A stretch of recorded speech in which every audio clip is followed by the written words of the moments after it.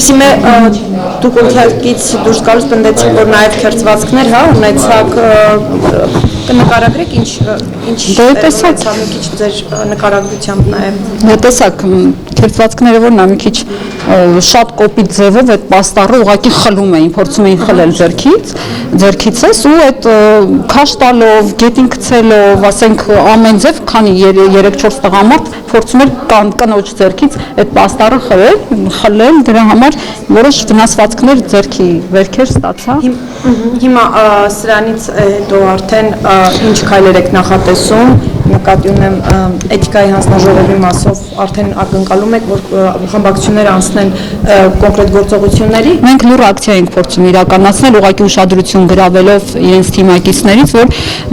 հետևողական լինեն, որ մենք չենք լռելու, լրագրողների հետ պետք է զգույշ վարվել, այսպիսի գրություններ էր ուղղակի, իրենք թույլ չտվեցին այդ ակցիան իրականացնել, չնայած մեր երկրում խոսքի ազատություն է, ասում են։ Իսկ ինչ է պաստառի վրա գրած, նկարած։ Չհասցրեցին կասեք Հիպսիմե։ Անդոն Քոչարյանի լուսանկարներ պաստառի վրա ետ էր վերադարձվում, այսպես ասած, իր խոսքերը, որ գիտեք իր հայտնի արտահայտություն, ասել է շուրթեր այդ մաքրի, որ Անդրանիկ Քոչարյանը դա անի, դա էր պաստառի վրա, գրված էր լրագրողների հետ զգույշ, ասա ներողություն, այսպիսի գրություններ էին, տեսակ մնացածը ինչ կատարվեց։ Եվ հիմա սպասելու եք արդեն էթիկայի հանձնաժողովի։ Հիմա